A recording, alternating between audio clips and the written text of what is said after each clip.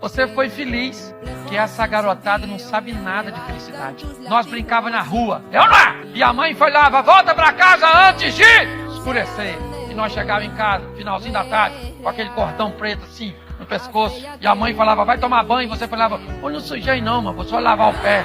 Você lembra de um amigo seu com síndrome do pânico? Tinha nada, menino. Tinha medo de nada, nós tínhamos medo assim, nos troços perigosos, igual assim, uma mula sem cabeça. Mas também quem é que não vai ter medo de uma mula sem cabeça? Eu não. O velho do saco fazia sabão de nós, na verdade. Nós contávamos história de fantasma na pracinha e na hora de ir embora os fantasmas iam tudo atrás de nós. Aí nós tínhamos medo. Quem aqui comeu carne de porco mergulhada na banha? Tinha colesterol, triglicerídeos, hipertensão arterial.